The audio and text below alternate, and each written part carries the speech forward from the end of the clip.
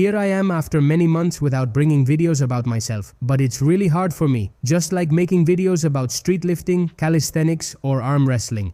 Well, I only bring that last one once a year, and that's a miracle, but I have to deliver for those of you who like it, for those who are motivated by it, for those who ask me for it, and here we are. Yesterday I did a 200 kilo squat that wouldn't be valid for the International Powerlifting Federation. In a few months, when the new rules come into effect, this squat would be null. Not valid for the IPF. I hadn't lifted this weight in years. Back when I lifted it, I weighed 90 kilos and now I weigh 82. And believe me, there's a big difference when it comes to weight classes. And I have something to tell you. I have some dysmorphia about my squat. It might not be that bad, but I think it looks awful and dislike it. This might get more educational, but some of you may relate.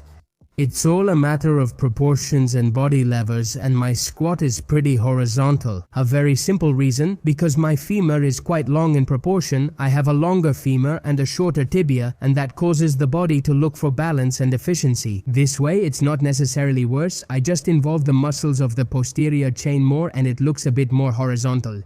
And I've noticed this after many years of watching powerlifting and analyzing it. Lifters with shorter femurs usually have much more vertical squats, where the torso doesn't lean forward as much and their hips don't travel as far, and where the lift is maybe even a bit more partial.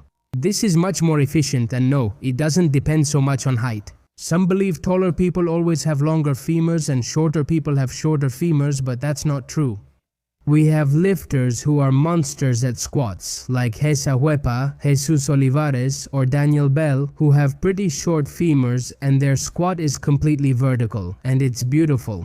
And now you might say, no, that's because they're fat. Well, just look at Toshiki Yamamoto. He has very short femurs, a long torso, and his squat is a delight. It's completely vertical. Then there are lifters like Navid Laszlo or Panagiotis Tarinidis who are in the lighter categories. They're not that tall and their femurs are quite long. Their squat also looks like a good morning.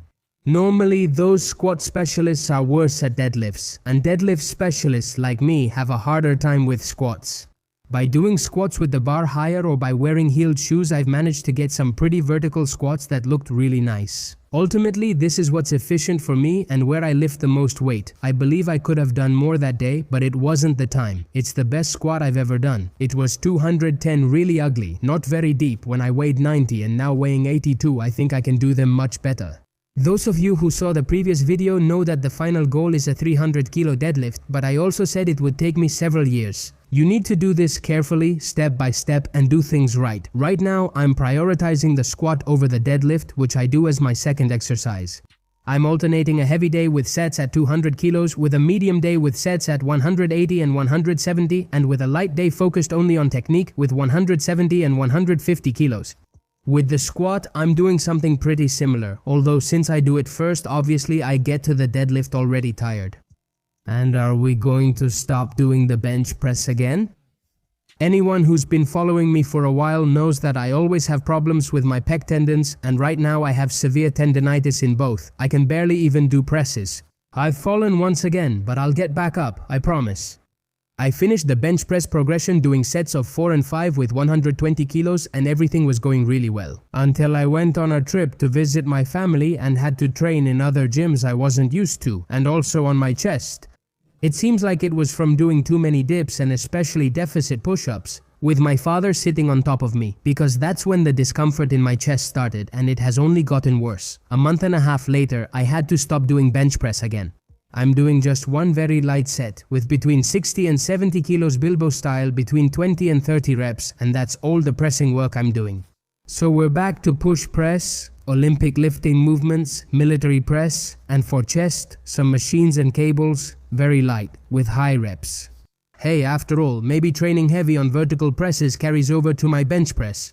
I have to admit that the last day I tried to do press and felt a lot of pain and couldn't handle 100 kilos, it really demotivated me. It was a huge letdown and I barely got through the workout because my mind was somewhere else. It's like, here we go again, this pain again after so many years. And here we are again, falling back into it over something stupid like training in parks, with bad treatment, in the cold, doing things I'm not used to.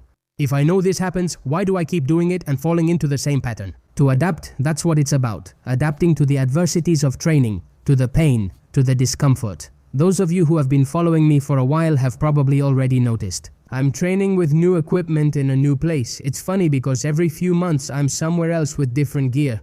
And I'm going to be here for at least another 6 months, and then in another place, and then another. And I'll keep being a nomad until I really get to where I want to be and settle down there. Life takes its course, goals are achieved, but they come when they're meant to come. In the next day, I promise to explain in more detail how I do strength progressions, how I combine power with bodybuilding and calisthenics.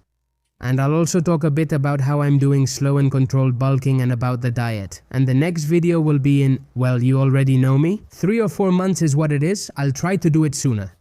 I hope you liked the video, that you got motivated. This is ARES YT signing off. See you in the next one.